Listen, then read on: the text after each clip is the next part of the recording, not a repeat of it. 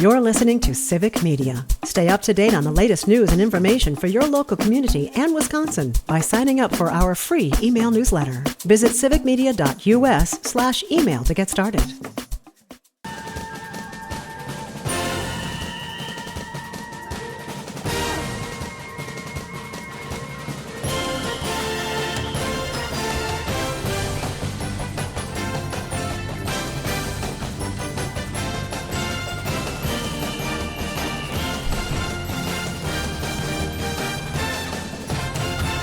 And good evening once again, and welcome to another edition of the Big High School Sports Show on 98.9 and 1230 WXCO, online at bullfallsradio.com, mobile devices, and Alexa by searching WXCO, and on the Civic Media app. I'm Chad Holmes, joined by former Wausau West head football coach Jason Foster.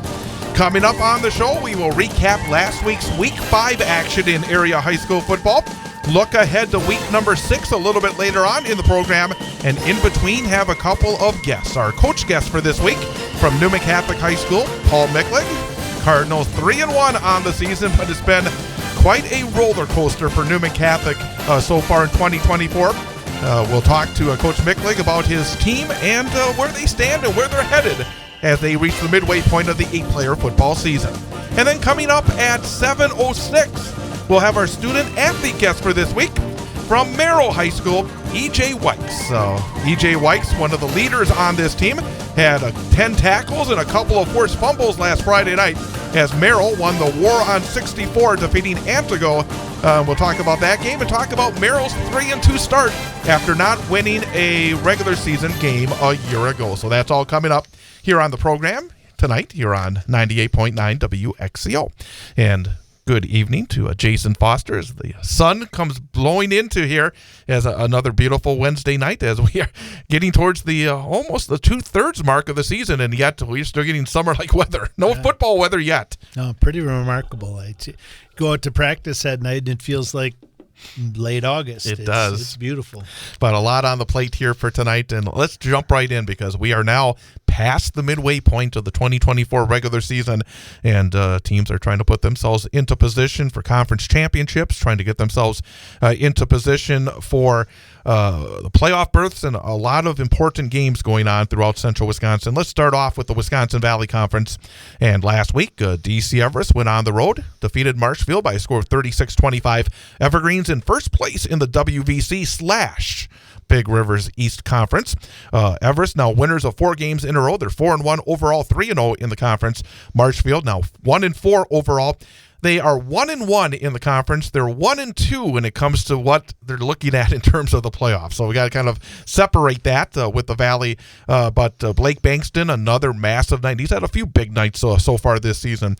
The DC Everest runner had 30 carries for 147 yards and 2 touchdowns. Added 2 catches for 115 yards and a score. Logan George, he's had a couple of really good weeks now. He had a big game against Wausau West 2 weeks ago. Backed it up with a big game at Marshfield, 13 of 17. 250 yards, 2 touchdowns, and an interception. For Marshfield, Chase Robinson was 11 of 18, 163 yards, 2 touchdowns, and a pick. Graydon Rohde, 6 rushes, 65 yards. So DC Everest, you talk about a good couple of weeks on the road. They went to West 1, they went to Marshfield 1, and they put themselves in a pretty good spot in the WVC BRC East. Yeah, they got some quality opponents in their rearview mirror, have played good games. I think this score is a little bit interesting to me. Marshfield got hung 25 points on them, and Everest, I think that's kind of the one thing that Everest is still a little bit of a question mark, is their defense. A Marshfield team that scored 50 the week before, so maybe they're getting some things together there. But previous to that, had really struggled to move the football and score points. But looked like a lot of big plays for Everest when you look at Blake Bankston's 2 TD catches for 115 yards, and Logan George racking up 250 yards on only 13 completions. So another good game for him. Offensively, they are pretty stout right now, and they're definitely a force to be reckoned with in the conference. Bankston's been one of the really good stories because, of course, he had an injury last year, and he's come back, and to get 30 carries in a game on a Friday night obviously shows that he is a workhorse for DC Everest, and it's always great where the kid who misses a chunk of time is able to come back and really have a terrific senior season. Yeah, I think there's definitely some kids in the conference who've kind of splashed from week to week and had big plays and big numbers, but I would say consistently week in and week out, Blake Bankston has to be kind of the front runner for Offensive Player of the Year in the conference. He's just consistent. Whether he gets 15 carries or 30, his numbers, yards per carry, are pretty much the same, and catching those balls out of the backfield and 3 touchdowns on the night. Running and catching, pretty impressive night for him.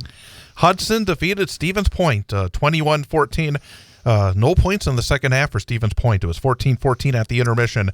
Hudson, who's been struggling a bit, actually, we saw them over at Tom Field beat Wausau West, but since they got into the Big Rivers Conference, had a couple of stub toes early on, but still a very good football team. They're now 3-2, 1-2 in the BRC. Stevens Point is 3-2. I guess Hudson is 0-2 in the BRC, 1-2 again, but that's a big win for them, obviously, to get into the playoffs. Stevens Point is still 2-0 in the conference, but again, because of this decision that's been made where the crossover games do not count in the conference standings, but they do count when it comes to playoff qualifying. So Stevens Point still 2-0 in the conference, but 2-1 when it comes to their playoff qualifications. Grant Chodena, 27 rushes, 112 yards, 2 touchdowns, 6 of 13 passing, 68 yards and an interception. Johnny Matthews, 21 rushes, 103 yards. For Hudson, Cooper Adair, 20 rushes, 124 yards, 9 of 11 passing for 93 yards. He was the backup quarterback when we saw them go into Wausau West, and I saw on the stats the other quarterback did play very little. I don't know, again, if he got knocked around a little bit again, but this Cooper Adair has done a really good job as, again, when we saw them as the number 2 quarterback. For Stevens Point, obviously you have 2 100-yard rushers. That's a good thing. But at the same time, so often we can see teams that can move the ball on the ground. You kind of still need that pass attack in order to finish some of these drives, especially against good football teams, right? Yeah, absolutely. I mean, that's the thing that kind of jumps off from this. And we know Hudson's a good football team. We know they play good defense. I think this is kind of a nice benchmark for this side of the conference over here, because Hudson is probably going to be in that playoff pool when they rack up those wins. Their seeding will be different than last year by the looks of it. But the thing that jumps off to me is when you look at Grant Chandenon's stats, only 6 completions, only 13 attempts. That's a very especially knowing they didn't score any points in the second half. So at some point they had to throw the football, and it sounds like Hudson did a pretty nice job of shutting them down. And 27 rushes for 112 yards, that's still a decent average, but 27 rushes for your quarterback, that's a pretty high number, I would say. I don't know how sustainable that is over the course of the rest of the season either. When you look at his 27 rushes and you look at Matthews' 21 rushes, obviously they were running the football a lot. It looks as though they must have had the football a lot, and sometimes you're just not able to finish off the drives. And unfortunately, you can move the football well, but if you don't finish, you end up losing by 7 points on the road. And again, that would have been a good flag for them to put into the ground for potential playoff seedings when all is said and done. And now, again, that makes it look difficult for these Wisconsin Valley Conference schools to get into a position to get a home game again when all is said and done. Yeah, for all of them, I think. And then the other thing that we look at, and I think I don't know, does it open the door a little bit? And it's always hard to tell. It's 3 weeks later, so you don't know who Hudson doesn't have. You, like you said, they kind of played both quarterbacks, but knowing that they held Spash to 14 points, I think Wausau West probably looks at that game and says that they like the matchup with Spash. I mean, obviously at homecoming, I think Spash is probably would be favored in that game, but I think this kind of paints a little bit, fills in a few more spots in that dual conference picture of where people are at. That will be interesting Friday as Wausau West comes in 3-2 overall. 2-1 in the Wisconsin Valley Conference. BRC East beating Wisconsin Rapids 21-6. Rapids still looking for that first win of the season. They're 0-5 and 0-3. Cooper DePoit for the 4th straight week cracks the 100-yard mark in rushing yardage. He had 18 carries for 142 yards and a touchdown. Great to see Jack Kostrowski back at quarterback for West, and he showed why he is such an important cog for the Warrior offense. He runs the ball very well. 10 rushes, 88 yards and 2 scores, and very efficient throwing the football. 5 of 7 passing for 97 yards. Bennett Matson had 4 catches for 83 yards as well for the Warriors. Wisconsin Rapids was paced by Cohen Lehman with 17 carries for 84 yards and a touchdown. Their quarterback, Jonah Rasmussen, had 24 rushes for 76 yards, but Rapids just doesn't throw the football. 1 of 6 passing for 7 yards for Rasmussen. And in that game, 21-6, Wausau West. The thing about that game that was, I thought, very impressive for Wausau West, I don't think they were stopped offensively. They stopped themselves 3 times. They had a couple of fumbles, and one drive they drove deep into a Wisconsin Rapids territory, had a offensive pass interference penalty that put them behind the sticks, and ultimately were not able to score on that drive. But they otherwise moved the football very, very effectively. And again, I thought we saw a difference with Jack Kostrowski out there. It was the first time as well that we saw both Kostrowski and Cooper DePoit in the same backfield at the same time. And with those two, a very, very dangerous running game for Wausau West. And of course, you got Matson, a very dangerous receiver on the outside as well. Yeah, I think it was a great return for Jack. I love the 10 rushes for 88 yards. He's such, and the 2 touchdowns, I think, are big too. I think he really opens up what they're able to do inside that 10-yard line. Obviously, to beat teams like Spash and some of the more competitive teams down the road in the playoffs, we're going to have to throw the ball a little bit more. But obviously, Bennett was happy to have him back with his 4 catches and 88 yards. But they're definitely a more complete package with Jack in there, in particular in the running game. And I thought Matt had a nice game plan for easing him back in a little bit, not a ton of attempts, and kind of one of those where they had control of this game, other than kind of some mistakes they're going to need to clean up, especially this week against Spash with the turnovers and the penalties. And in Rapids, and is in a tough spot. Yeah. They run that offense. They don't necessarily have all the pieces right now to effectively run that option. They even ran a quadruple option at one point. They did the double pitch. They pitched to the halfback. He pitched to the next guy. And I don't think you're going to be super successful in the option when your quarterback rushes the ball 24 times if he's not an elite runner. And I think Rasmussen is a good athlete, great-looking kid, but probably not your prototypical running quarterback in the option. And another thing that kind of jumped out is, boy, how difficult it is when they are behind. In the fourth quarter, they got the football back after West made it 21-6. They'd actually scored to make it 14-6. And all of a sudden, hey, it's a game, 1-score game. West responded, made it 21-6 with 11:11 to go in the game. And Wisconsin Rapids started on about their own 20, but then they had a penalty. And then they kind of methodically moved downfield. They had a couple of 4th down conversions. It must have been 11 or 12 plays, and they never got past the 41-yard line in their own territory. And when you look at the clock, there was about 4.5 minutes to go when they turned it over on downs. I mean, it just felt like there needed to be at a certain point a little bit more urgency, and I just didn't see it. And it just feels like, boy, you're 2 scores behind in the fourth quarter. There's really not many answers right now on the sheet for Wisconsin Rapids. Yeah, it was interesting a few years ago, and they're obviously not the same team, a lot different athletes, a lot different makeup. But I remember a few years ago when we had those co-conference championships or 3-way conference championships, and they were up there, and they got put in the other bracket because they were the conference champions, so they moved them out. And they kind of had those the first and second round games where they were down late, and they kind of pulled some magic with throwing the ball, and that really didn't seem to be something they were even willing to attempt on Friday night. No. When they were down like that, you'd think if you had some version of a passing game, that's when we'd see it, and we really didn't even see it at that point. The other game in the conference was the Battle of Eau Claire. And Eau Claire North beat Eau Claire Memorial 28-16. Interesting thing about North, they're now 2-3 overall. They're 1-1 in the conference, but they're 2-1 when it comes to what they need to do playoff-wise. So they're getting very close to working themselves into a potential playoff, which I don't think they've done very often in many years. Memorial still looking for that first win. And Eau Claire North had 3 rushers that were all around 100 yards, 103, 198 yards. They had 301 yards on 51 attempts as a team. Memorial moved the football pretty well. Their quarterback, Aaron Gunlock, 15 of 22, 184 yards, 2 touchdowns and a pick. But it's really interesting because I think we're going to see this in some other areas when we talk about some of the action. These teams that start off 0-2 where it just feels like things are not going very well, but you get a couple of wins early on in your conference and you may still be under 500, but you're almost knocking on a playoff berth already. Things can turn around pretty quickly during the middle portion of the season. Yeah, it certainly helped. Eau Claire kind of hit the crossover lottery this year with drawing Superior as their crossover game. And I actually was talking to Travis Brown, teacher in the Wausau School District and coaches hockey.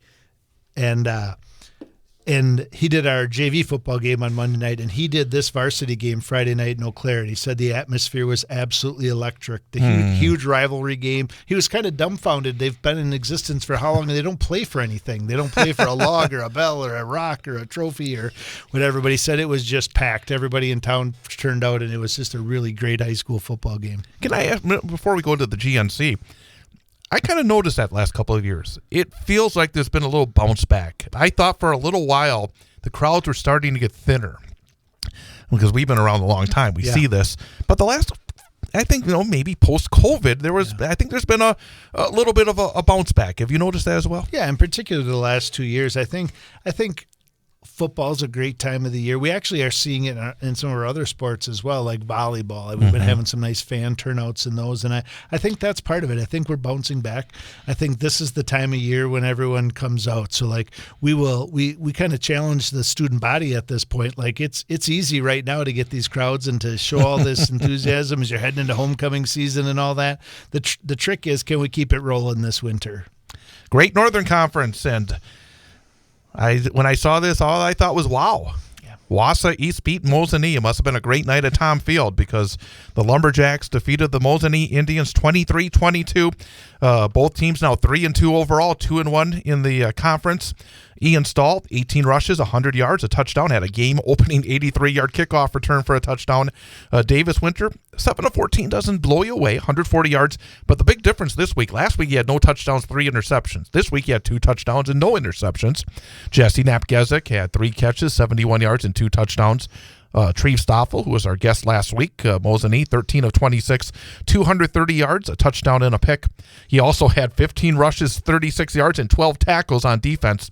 But perhaps the number that was the most surprising in a sense, we kind of touched on this last week, that Wausau East has had trouble against these run-first teams. Mosinee's not really a run-first team, and they were not able to run the football very well. They only had 68 yards rushing on 24 attempts for 2.8 yards per carry, and obviously East did their best job against the run, but Mosinee had a chance to win it. They went for a 2-point conversion after scoring with 1:21 to go in regulation. Obviously, you have a decision to make as a coach. That's why you get all the glory and get all the heat as well. But in the end, they missed it, and East got a huge win. I mean, a lot to unpack there. Yeah. Obviously, I think this is kind of Wausau East game plan or plan for success this year is you got to have big plays, right? In their games that they won early in the year, they had the big run plays for long touchdowns. Obviously, the big opening kickoff return for a touchdown was huge. And then getting the turnover with Treve Stoffel throwing that interception. I'm not exactly sure when it came in the game, but all those little things are what you need to do when you're coming back as a program and trying to win. And it seems like they're finding a way to do those things. So great win for them. I would say what sticks out for me a little bit about Mosinee, and obviously Treve didn't really allude or didn't really tip his hand or anything to this when we talked to him last week. It looks like they might be struggling right now with possibly some injuries. I heard that as well. And who's out there. I mean, when you look at the fact that it looks like a lot of the weight of the world is on Treve's shoulders right now when you look at his rushing attempts. And little easier to game plan if he's missing some of his other weapons. He talked about how many guys they have going both ways right now, so it sounds like they might be a little banged up. So no excuses. Great win for Wausau East, and you hope for Mosinee's sake that they're able to kind of regroup from this one, get healthy, and have some success moving forward. Merrill beat Antigo 31-0, and 3-2 now for Merrill, 1-2 in the GNC. Antigo 3-2, 1-2. Kind of talked about Antigo last week that they were winning all those games and like finding ways, and it kind of came back to earth last week against Merrill. Also interesting because last year the game was played in Merrill and Antigo shut them out and won their trophy game as well. But for Merrill, Callum Wheeler, massive night, 12 rushes, 224 yards and 3 touchdowns. Aiden Lonsdorf, 8 of 13 passing, 112 yards and a touchdown. Jax Hansen had 12 tackles. Our student-athlete guest for this week, E.J. Wykes, had 10 tackles and a couple of forced fumbles. But for Merrill, a year ago, they did not win a regular season game. They won their extra game, but that was like a futures game.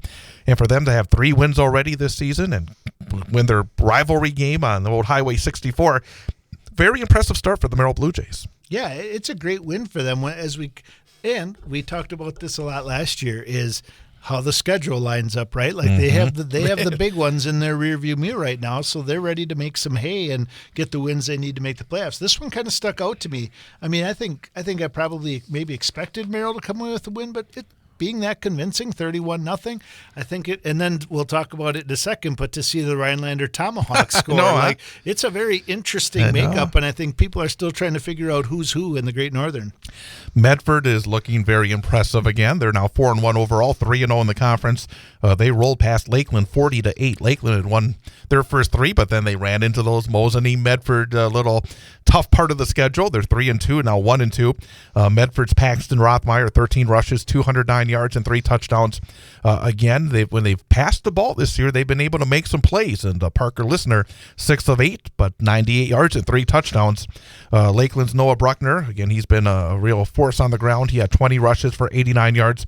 But Medford, 367 to 144 edge on the road against a pretty good conference opponent. I thought that was also a bit of a statement win for Medford last week. Yeah, absolutely. I mean, Paxton Rothmeyer, kind of makes me want to some Friday night head over to Medford and watch him play.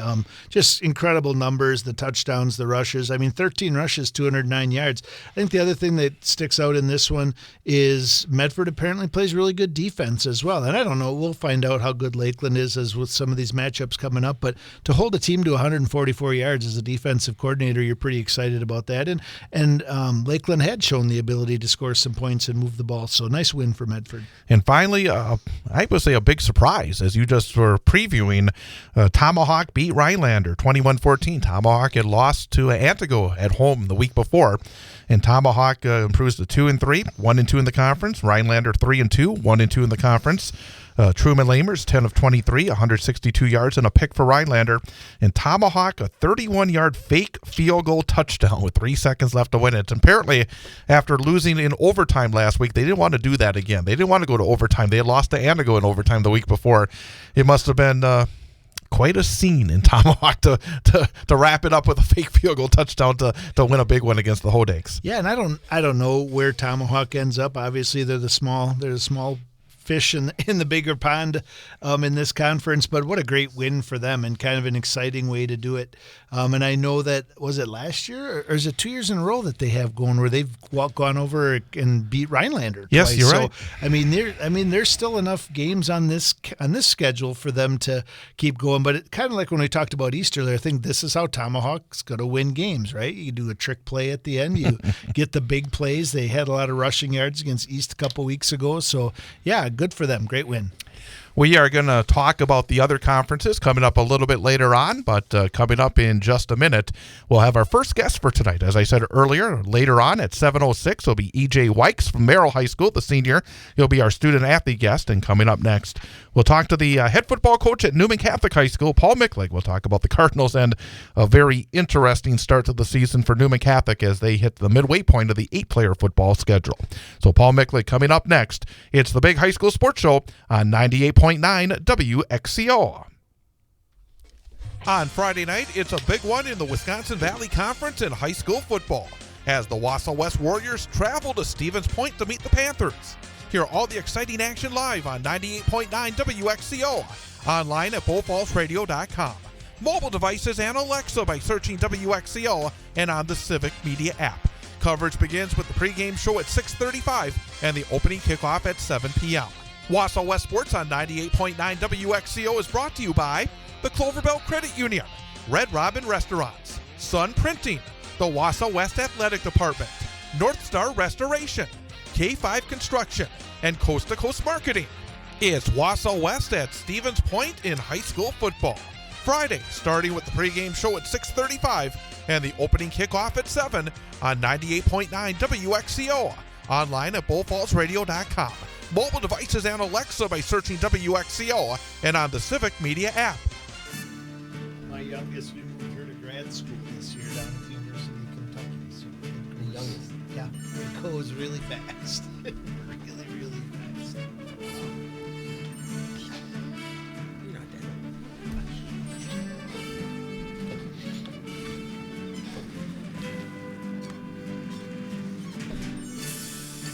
And welcome back. It's the Big High School Sports Show on 98.9 WXCO. Online at bullfallsradio.com, mobile devices, and Alexa by searching WXCO.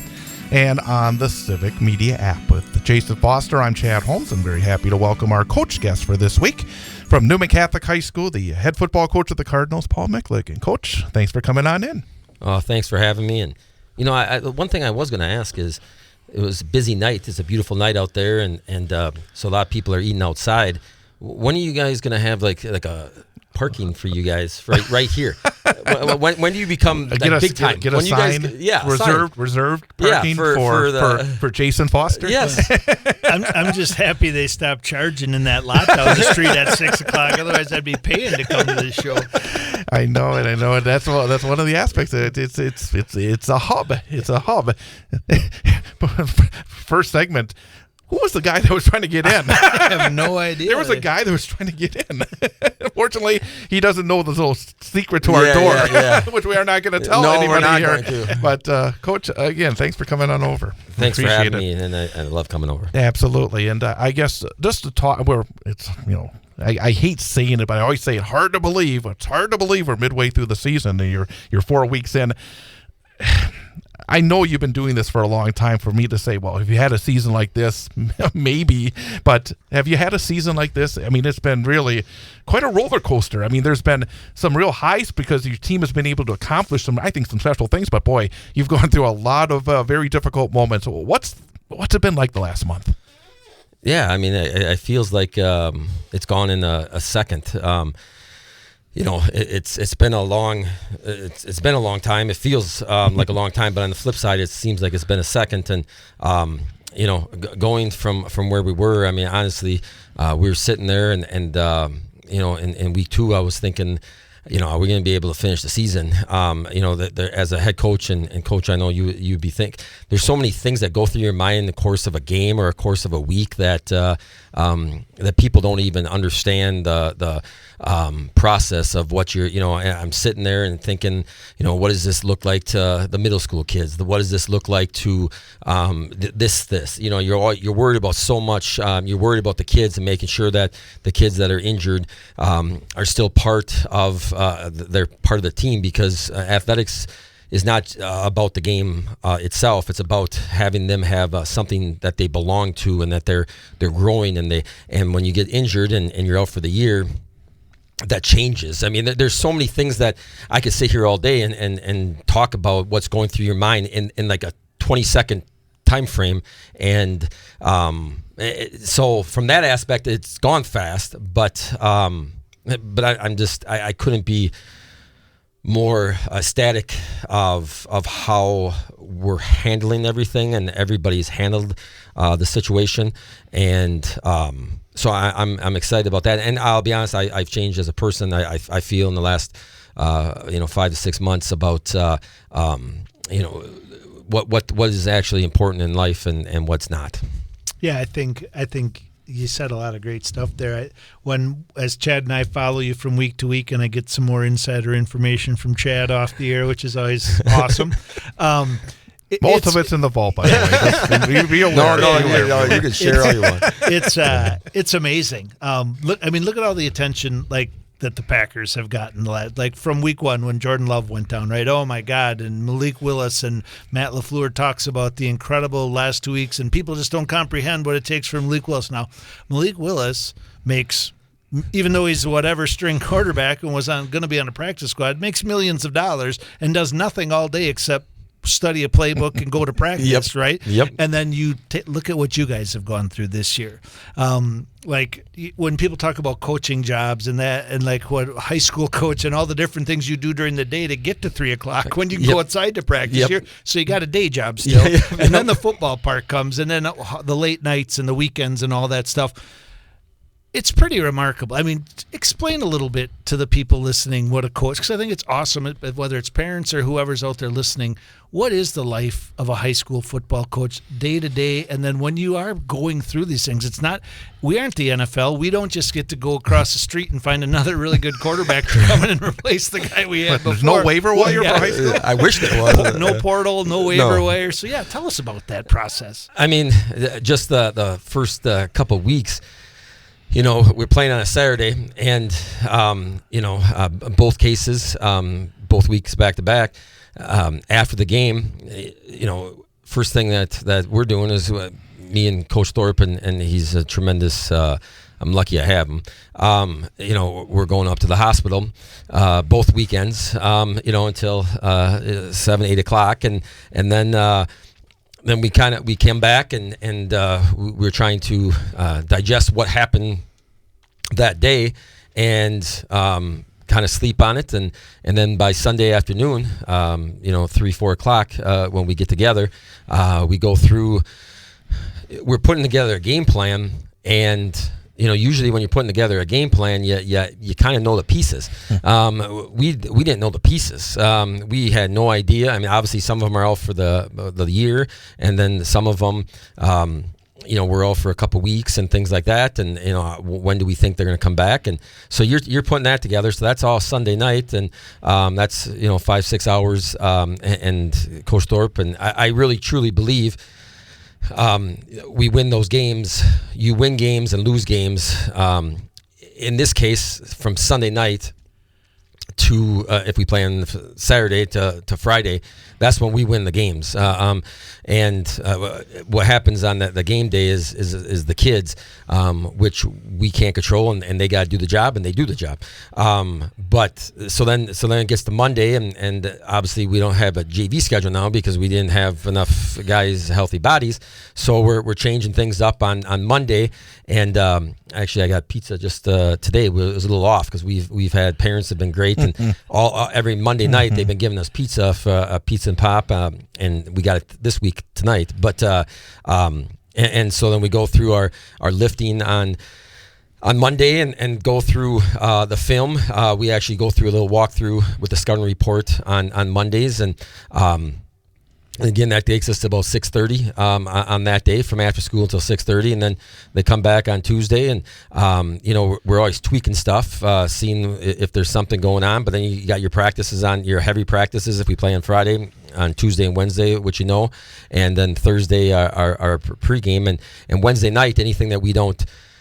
I try to make sure I have the play sheet and the wristbands and everything ready to go for that practice on Thursday. So that's what you're doing on Wednesday night when you get home from practice, and so it's pretty much nonstop. Yeah. During the season, and this week I'm gonna be honest. I'm kind of excited that we play on Friday at 4, and it's going to be the first time that.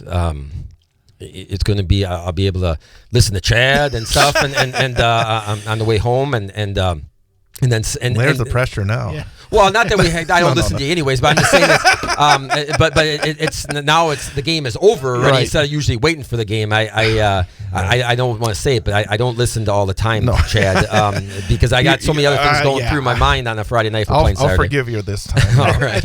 I think the other one other point to that too is how hard it is. Like when people, the other thing they don't understand is when you play on a early season, there's a lot of Thursday games, but then everyone else goes to Fridays. Yep. Like maybe an occasional Friday homecoming game or what have you, but you play on Fridays and you come into a routine. So when you talk about playing on a Saturday and then spending Saturday night at the emergency room, which isn't common, but it was this year, very unfortunately. Yes. Like most coaches are, come Saturday night, they are 10 plus hours into film watching, getting ready for next Friday's game. Yep. And if you play on Saturday, you haven't even watched your own film yet by that time Saturday night. So that makes a huge, you've basically lost a day. Yes. And when you're trying to catch up for it, it takes a little time for it. And especially with the injury, obviously starting a quarterback every week. And this will be the first time that we're, I shouldn't say that even. I should knock on wood or something. But that we'll be starting the same quarterback on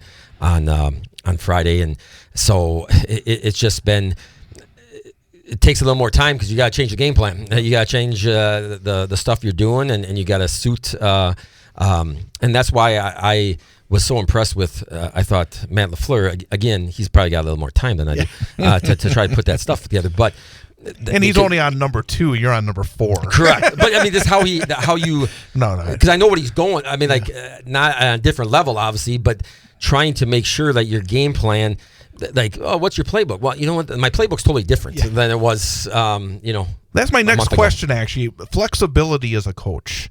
Because I think there's some coaches that are so wedded to what they do.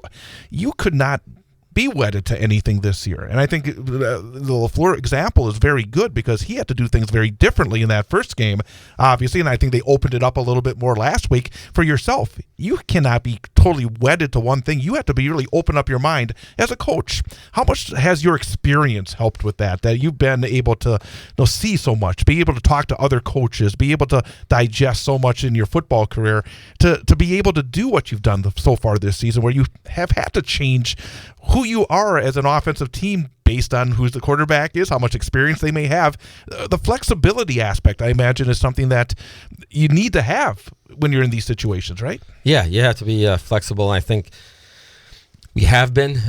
You also, I think I've noticed more than the past is I'm looking at what their weaknesses are more than our strengths, and changing to go to their weaknesses, what we can do. I guess I always have been trying to go play to our strengths, but now I'm looking at their weaknesses and trying to find them, and then hopefully we can pigeonhole our strengths, some of our strengths into that, their weaknesses. But I think that's what the last couple of weeks, more than anything. But zig when they zag, right? Yeah, I mean, but I'll be honest. I mean, and I guarantee Matt LaFleur's not doing this. But that when I'm sitting there and against games, I'm trying to make sure I'm calling plays that and putting people in positions where they might not take a hit, or they might not take because I can't afford to lose that person. And so I'm putting that person over there. I'm not going to call that play because I don't want to put that person in that position. It's a game of football. I understand that, and you can get hurt walking down the street. But I'll tell you this right now: every play call that we're looking at I'm looking at making sure. Okay, is this a play call that if we do things right, everything's going to be okay? And that's how deep we've had to go this year, which I don't know if like I said, Matt LaFleur's not doing that. Even last week in the game on Saturday, where everything really went well. I mean, boy, you played a fantastic football game. You're up 48-6 in the second half. You still have to hold your breath because you only had 14 kids out there to begin with. 14 kids in uniform. Even when things are going great, you never know when that next pothole is going to come, and you have to. Yeah, you cannot take a break mentally in that football game, even up by 42 points, could you? No, I mean, and even the week before, I mean, I'm trying to get out of that game to make sure that we have all the guys going to the next week. So we have those guys, and every call is how can I get this game ended as quick as possible. Again, I don't think Matt LaFleur is thinking about that. I don't think like, okay, how can I get this game? I'm trying to think of a play. If you go out of bounds here, keep that clock running, this and that, and doing those kinds of things. That is how detailed it's had to go. And again, is that like the most enjoyable thing in the world? I would say probably not. But it is what we have to do, and that's my job. The other thing that's interesting to me, I always love it when you come on. Or just talking to you generally about 8-man football, is I had a conversation, and you can kind of respond to your 2 cents on this, but I had a conversation. We had a athletic directors meeting in Anago yesterday, and I walked in with a guy who's a head 8-man coach, who were named nameless at this time. But he talked about, because they just transitioned over to 8-man not too long ago, and there isn't really anybody who came in as an 8-man football coach, right? Most everybody is an 11-man, and isn't that kind of one of the big factors? Obviously, athletes make a big difference, but your ability to play 8-man football versus playing 11-man football on an 8-man schedule and field and all that. Yep. And the interesting thing he told me was that he struggles with in the transition to 8-man is all the things you have to prepare for defensively. Yep. Like from week to week, all the different things you can do from that is just so unique and different to 8-man football, and what anything you might be able to see and how each team does things really differently, he said, is a challenge. Is that something that you've seen as well? We've talked a lot about offense, but creating your defensive game plan week to week? Yeah, I mean, we spend most of the time, and I know Coach Thorpe does a great job with it, and we spend the Sundays is usually on the defensive side of the ball. And then when I'm by myself Sunday night and into Monday night, is that offensive game plan is a different thing, because it is so unique, and that's why to last week to hold a good team to 110 yards in 8-man football is honestly tip my hat to Coach Thorpe, and to be able to do something like that, it's very difficult, especially if you have any. I shouldn't even say that you need even a lot of talent. It's tough to hold any team down if they're going to be moving guys around, because you're going to get caught sooner or later, and to not get caught in a whole game is quite remarkable. Again, we're talking to Paul Michlig, the head football coach at Newman Catholic High School here on 98.9 WXCO. Let's talk a little bit about some of the guys we've talked to. Well, you've gone through a lot of quarterbacks, but let's talk about the line, because one of the areas that I think that's probably saved you this year is the fact that you've had experienced folks back on your lines on both sides of the football. And again, knock on wood, you've been able to keep those guys out on the field for the most part. Talk a little bit about the importance of what you've been able to accomplish up front in terms of being able to survive the injuries that you've had so far this year. Yeah, I mean I'm counting Stephen Clement in that group because he's our Y tight end. So I mean he's one of the four, and those four guys, the seniors, and they have played every game and every snap, and they have had past injuries. Evan had a ACL when he was younger. Last year, Carson broke his wrist in the last game of the regular season. And these guys are healthy, and Steven actually was out too with a shoulder injury last year. So for them to be, they had a great offseason. They've had it, and we talk about going to the perimeter camp all the time because somehow Callow always gets a hustle award. So they always talk about that. But they love that camp and love the coaches from the area that come and do that stuff. And those guys, they have done it, and they've put it on their back that, hey, let's make sure we do our job. And those four guys, and Greg is the other one. Those four guys have done a great job, both offensively and defensively, being consistent, how they practice, their enjoyment. That they never got down. They've been there, and they know that a lot's being asked of them, and I'm the one that's asking. Hey guys, we got to go. It's up to you guys to make sure this engine runs, and they've done a great job, and I couldn't be more proud of them. And the best thing about those guys, all four of those kids are great kids, and I know that's probably overused a lot, and Chad's probably thinking, yeah, he says this all the time, but they are truly they're good kids. They come from good families, families that you just want to see them have success, not just on the football field, but in life, because of what kind of people they are. Oh, Callow's always saying hello to me at practice, so I always give him a thumbs up for that because most of them are too cool to talk to me. Oh, yeah, he knows who to go to. Well, and he lives across the street from me, so I'd be even more impressed if he came over and shoveled my driveway in the winter. But otherwise, he's great. I like him a lot. But the other thing you kind of talked about perspective, and you talked about how your perspective has changed in the last 6 months about the game or whatever it is, and I just kind of wanted to touch on that a little bit. When I reflect back on my coaching career, and some of the most successful ones kind of came at the end, and conference championships or whatever. But when I reflect, you won conference championships. Yeah. Oh. Yeah. When I reflect back on all the way back, I mean, and you talk about state championships in your case, but some of the best seasons, some of the seasons where you do your best coaching, are the seasons where you have the most challenges, and the seasons when you might not have the best kids, but you get the most out of what you have, and you see their resolve and their attitude and their character really shines through. And you guys have hopefully weathered the storm and are heading back and right and got nothing but success in front of you. But you guys, this season will probably stick out to you in who you guys are and how you got to this point. Yep, I agree 100%. And we were coming home from Niagara, and I basically wrote what you just said down, and I don't usually do that in that Facebook thing too much, but it just was such a that game that night was, and what we had out there and the excitement that they had, and from the guys that were injured on the bench. I mean, we had as many guys injured that we had playing that night, and it was something that for that moment that I won't ever forget. Probably one of the better ones of my life, coaching wise, because it was just relief and satisfaction for them that they believed. We had guys. We didn't have enough guys to practice. We're bringing guys. People off the street. Maybe that guy wants to practice with us sometime. That came in there, but just to have able bodies to practice, and playing a kid that's never played quarterback before, a running back that never played running back before.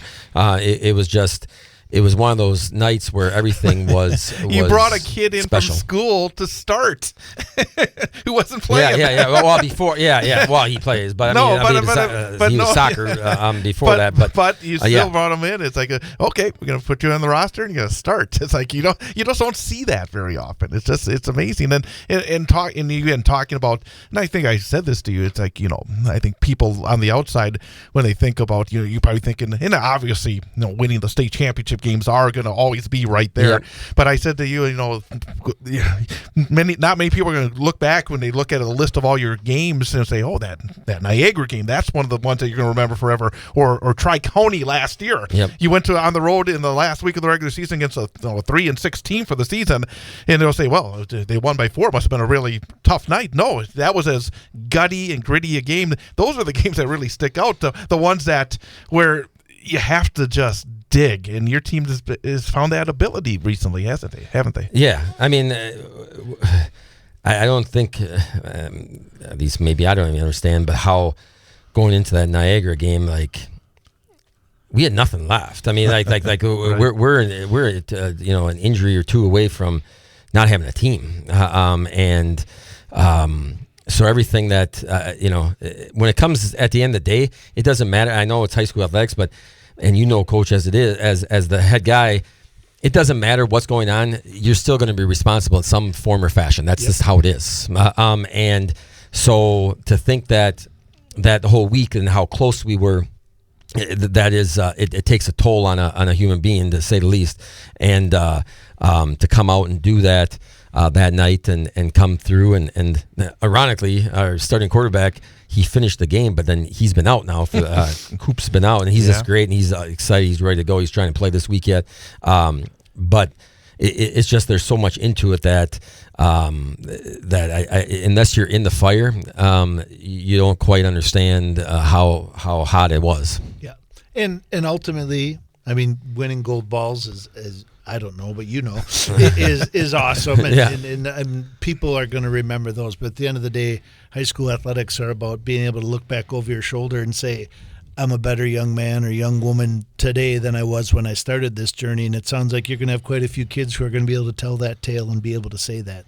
Yeah, and that's you hit it on the head. That's what it's all about, and I think they're learning how to, because you know what, life is not going to always be sunshine and roses and balloons and everything else, and there's going to be hiccups along the way, and sometimes you get hit a little earlier in life, and what you're going to be stronger for it. It's going to be better for you.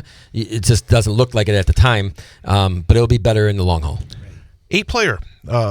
It looks like it's getting tougher and tougher every year. I mean, number one, you've seen some of these programs that have had success at the 11-player. I think Hurley's probably a great example moving in, and you see some of these other schools that have been now for a few years. Like you yourself, you'll learn more. You'll keep learning more and more about it. The level of play and the level of the challenge at 8-player, it just keeps going higher and higher, not just every year, but every week, doesn't it? Yeah, I mean, and quite frankly, you're getting good coaches in there, real good coaches, Hall of Fame type of guys. I mean, or Hall of Fame already. Terry from Owen Withy and Robin from Gilman and Hurley with Scotty Erickson. Shouldn't they be retiring by now? No, I wish.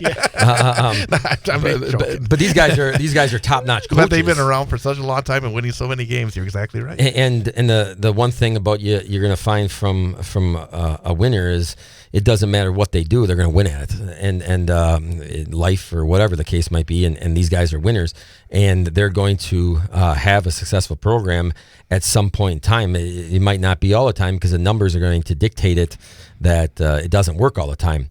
But I had the opportunity this summer to coach with one of their coaches, a young guy that we actually coached against when we were in 11-man, and to hear what they say and what their thought process, what Owen Withy does, and things like that, and what Coach Lauby does, and so those kinds of things, and Gilman guys came up and got to talk to those guys for a half a day, and pick their brain and things like that, and you're always trying to.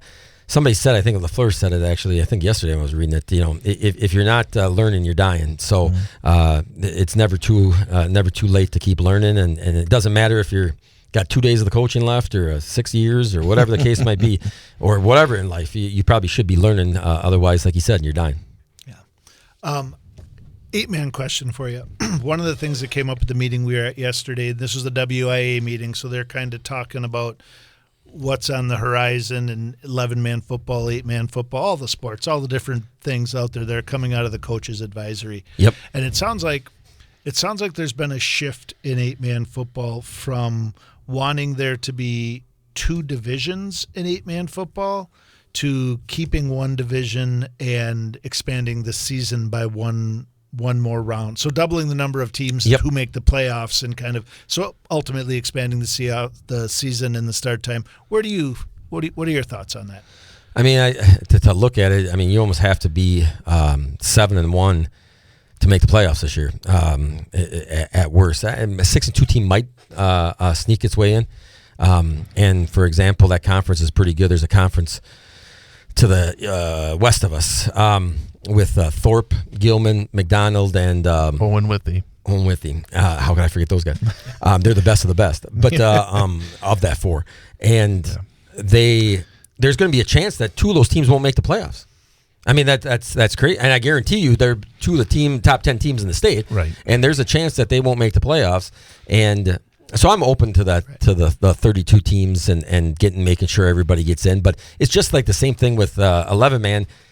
What you don't want, those first round games. I mean, I'm sure there's a reason for it, and a good reason. But to make a playoffs and go get killed 50-0 or 60-0 actually, I would be in a position where if I didn't make the playoffs and I was 6-2 or 5-3.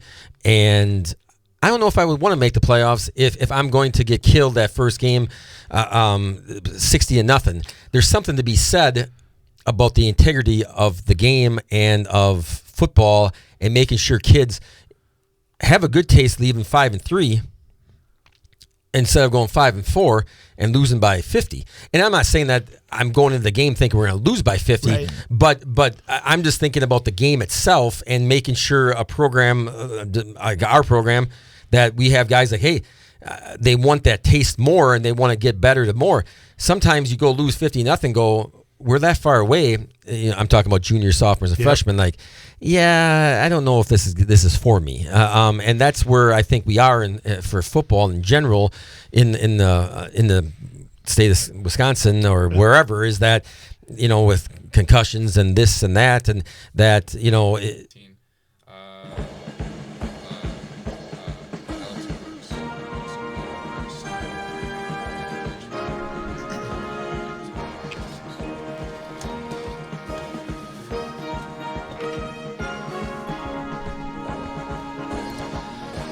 And welcome back. It is hour number 2 of the Big High School Sports Show on 98.9 WXCO.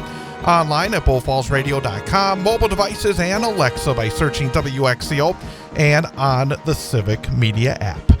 Along with former Wausau West and Northland Pines head football coach Jason Foster, I am Chad Holmes. Thanks again to our coach guest for this week, Newman Catholic head coach Paul Michlig. I really enjoy him in so many ways, and obviously I've known him for 20 plus years of doing the games, but I really enjoy when you guys talk, because I learned something, because you as a coach trying to dig into his mind as well, and it's really, and he's got so much experience, as do you, and it's always really fun, and we learn a lot when we do talk to the coach. So yeah, coach is doing a great job over there, obviously, and it's easy when you have a group of kids come through like they did a few years ago and win state championships, but it's not always that easy. And so to see him be a great coach, regardless of what they have, and be good for young men, is he does a great job, and we're lucky to have him in our community. Absolutely. And now, as we always do at the start of the second hour, we have our student-athlete guest from Merrill High School senior E.J. Weixen. E.J., thanks for making the trek here to Wausau and coming here in studio. Really appreciate it. Yep. Thank you guys for having me. Absolutely. And I have to make a confession, because we started off our season this year, and our first coach guest was Coach Jason Wadzinski of the Merrill Blue Jays. And my confession is, when we bring in somebody the first week of the season, that means we want to get them on real early, because we don't know, because we like to have kids and coaches come in after you win football games. I made a mistake. He could have come in almost any week here, because your team has been doing such a great job so far this season. 3 wins and 2 losses so far. Only losses to a couple of powerhouses in your conference so far this year, after last season not winning a regular season game. And I asked you this when you came in, but I'm going to ask you again. What's been the difference so far this season for the Merrill Blue Jays? Because not only are you winning, but you're winning in very impressive fashion, going on the road, winning after long road trips, winning the 64, War on 64 against Antigo. What's been the difference so far this year? I would say it's just a strong group of seniors who kind of have the same goal in mind, and always lifting people up, and just keeping a good culture, I would say, is the biggest thing. And the coaches have stayed positive through it all. I mean, obviously after last year, it's tough to come back and kind of have that same goal, but everyone's kind of had that in mind. So what types of things did you guys, and I know I asked Coach this when he was here, what types of things did you guys do in the off season? Like, he kind of said last year that the springboard was that extra game you played. I think it was against East, and you guys had some success in that game, and he felt like that started the ball rolling. What was your like, I know what you guys have kind of done so far, which is great, and we can definitely see the turnaround. What was the off season like that laid the groundwork to this season? Obviously, I mean, you got to have your off season lifting, but I mean, coaches are very nice about, if you have a sport, your sport is your sport. You don't have to make sure you're getting in the weight room. Obviously, that's nice, but making sure once we get to the summer, you're in the weight room, and then if you can go along with your sport in the weight room, that's great. And I think our trainer, Dakota Rest, does a great job. He's provided in the mornings before school agility workouts. He's provided mobility things. I mean, he's just done a great job for our program overall. When you look at the season so far, obviously you started off against Osceola, and frankly, and that was a little surprising. I mean, again, from the outside, because last season you had a rough go of it at home against Osceola. Yep. You went on the road, week number 1, and won by 20 points. What did you and your guys say in the locker room on the bus ride home after that one? What was the feeling like to start your season off in that way? That one was a lot of fun. I mean, especially coming off of an 0-9 season, going into a game where the year before they beat us by, I think it was 41. Yeah. I mean, you go in there, you're like, okay, we're taking a 3-hour bus ride to Osceola. We're not really sure what to expect, but I knew we had a good team going in, and we had a good chance to win. So let me ask you then about week 2, because Then you're home, your home opener against Crandon, and you're down by 2 scores with about 5 or 6 minutes left in the game, and you're able to pull that one out.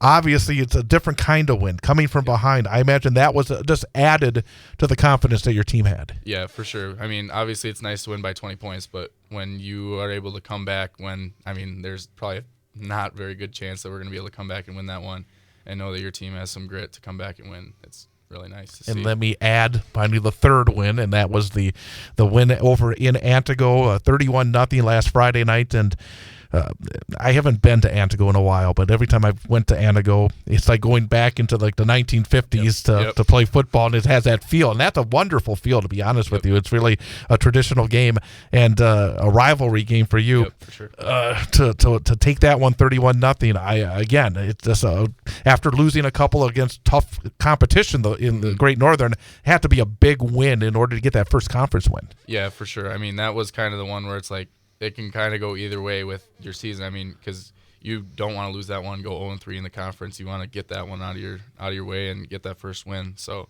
that was definitely a huge game for us. Talk about. I'm gonna now go back and talk about the two in between there. Not to want to talk about losses, but you kind of you started with 2 wins, feeling great about it, and then when you get to that part of your schedule, you guys had the 2 best. Well, traditionally the 2 best teams on the conference next.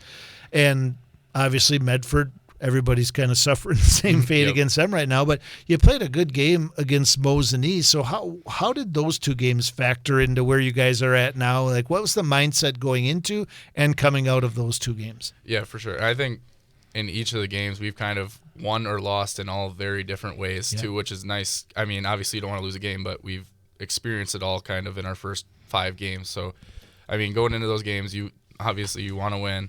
But, I mean, that Mosinee one, it kind of stings just because we could have had that one. And then after that game, we were still confident. And then we went to the Medford one, knowing they're a very, very, very good team and couldn't pull it. I mean, I think we were down 14 at half, and I think they scored 26 in the third quarter, kind of just back to back to back. Snowballed. So, snowballed on us. And I give credit to everyone in the locker room after that game because, I mean, we kept our heads up, and we went on to the next game and got a win, so that was huge. That is huge. Again, we're talking to E.J. Wykes, the senior from the Merrill High School Blue Jays, our student-athlete guest this week here on the Big High School Sports Show on 98.9 WXCO. Let's talk about yourself, a two-way player. Let's talk about the defense first because that's kind of what I noticed. First of all, you had, 10 tackles last week, a couple of forced fumbles, and you said the first one was right at the start of the game. Yep. Defensively, first of all, what position do you play for the Jays? I play safety. Okay, as you look at your defensive play, what is the thing that you do best? Because you don't see the DBs as much getting those double-digit tackles and coming in there and forcing fumbles. Do you consider yourself a bit of a physical run stopper from the secondary more even than a pass defender? I would think that's kind of the thing I like to do most. I like to kind of be a +1 in the box, so that's kind of nice. That's kind of my thing, I would say. Well, tell us about that forced fumble to start the game. It's obviously that had to be a big way to start your game. What happened on that play? What was going through your mind? I mean, they ran a little bubble screen, and he actually gained probably 15 yards. Our teammate held him up. I just ripped it out, and it was in my hands right away, so that was a great start. That is a great start. My question, next one is, we talked a little, and we'll get to this question a little later when we talk about what do you do outside of football. But I know that you're a 3-sport athlete, but you are in a little bit of a unique situation in Merrill, and that in football you play in the Great Northern Conference, and in your other sports you play in the Wisconsin Valley Conference. So how does that play out as far as rivalries and the guys you go up against and the relationships you have? Do you like being in 2 different conferences? Does it kind of create some different rivalries and different friendships? I mean, I would say I like it just personally because you're going a different place all the time. I mean, you get to experience a lot of different atmospheres. You get to meet a lot of new guys, and I think that's probably my favorite part about it. Let's delve into the multi-sport aspect of it. Obviously, you play football. Is it basketball and baseball? I kind of know it because I've seen you around all these sports. Basketball and baseball is in addition to football, correct? Yep. And I asked that question that nobody really likes to answer because their coaches may be listening, but do you have a favorite of your 3 sports that you play? I've been asked this many times in my life, and I kind of answer the same way and just say I like whatever one I'm in at the time. That's a Your great coaches answer. love that answer. Yep. I'm sure you. In basketball, what position do you play? I mean, I would say it's kind of our team's kind of positionless because I mean we're not a very big team, so I guess you could say I play center, but I mean I'm also bringing the ball up some of the time, so I mean it's kind of whatever I need to do. And what about baseball? Baseball, I play outfield, I pitch, and first base a little bit, but yeah. As a athletic director, I'm always interested in this answer, but also just hearing it from the high school sports because we're seeing fewer and fewer athletes who are able to play 3 sports anymore just because of club sports and the demands that are placed on everybody. How hard is that to still play 2 sports? And what does your summer look like? Because I know there's a lot of expectations in all 3 of those sports from a summer standpoint. Yeah, I mean, I would say it's a pretty huge commitment, and I mean, you kind of have to sacrifice a lot of things during the summer. But I mean, I don't really do a lot of the club things. Obviously, I try to go to showcases, different camps and stuff like that, but you don't really have the opportunity to do a lot of the club stuff because that takes up a lot of the summer.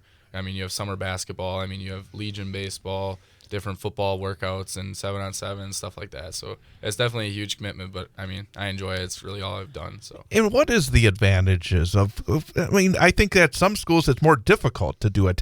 At Merrill, is it made easier? Is that something that's encouraged by the folks in Merrill, the coaches, and the athletic department as a whole?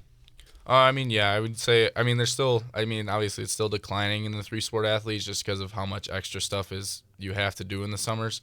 But I mean, yeah, I mean, I would say it's kind of the same all around, like for other schools too. So I'd imagine that the 3 sports keep you very busy. When you do have some downtime, what do you like to do in your free time? I mean, a lot of my free time, I just like to sit at home and do a little bit of nothing. But I mean, I like to go out and lift whenever I can. Obviously, because we have Riverside in Merrill, and that's kind of where I like to spend a lot of my time. But honestly, I don't really do much outside of sports. That's exactly what I would say, except I would not say that I lift at all. I just do the sitting around when I'm not working. So that's even better. Do you have a favorite class? Favorite class? We actually have it's called Unified PE, but it's PE with some of the special education students in our school, and that's a lot of fun. Do you have any plans on going to college or maybe also being involved in sports in college as well? That's definitely something I've thought a lot about, and it's still something I'm trying to continue to think, like which sport I might want to choose. I mean, I really like all of them, so it's definitely a tough choice, and even if I want to play sports. So, I mean, it's definitely something I'm still considering.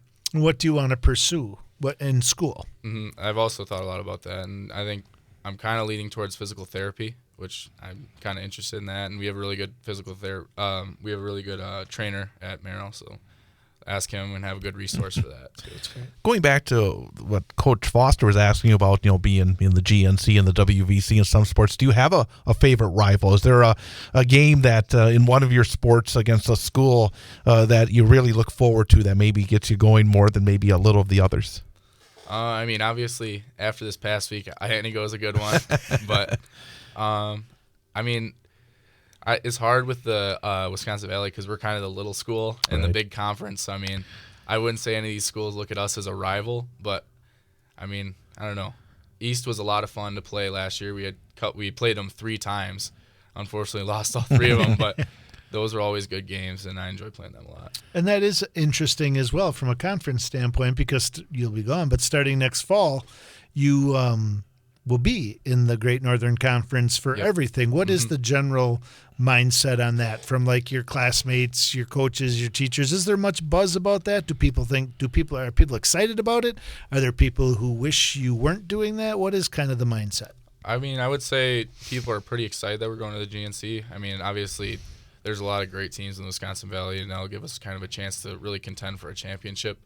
But for me personally, I would say I really like being in the Valley because, I mean, there's a lot of good competition, especially this coming year. there's a lot of guys coming back that are really good athletes, and I enjoy playing against all those guys. Let me ask you about baseball for a moment, because I think that's probably the deepest run you've made in a postseason. Last year, you made it to the sectionals, had a really nice run. You had a couple of road wins, and then heartbreak with a walk-off home run that lost in the sectionals. What was that like, where you have a bit of a postseason run? You got challenged, obviously, during the course of the regular season in the Wisconsin Valley Conference, and you played some really good competition there. Did that help you set up that run in the postseason? Yeah, I would say for sure, because, I mean, a lot of those teams, not discrediting any of them, but, I mean, I would say we definitely, out of our entire regional, we had the hardest regular season schedule. So, I mean, that definitely gave us an advantage going and seeing all these like great pitchers like Michlig, Langben, all those guys who are going to play Division I baseball, JUCO baseball, wherever they're going. So, yeah, it was definitely an advantage. You guys also had a really nice regular season win against Mosinee last year, if I'm not mistaken, correct?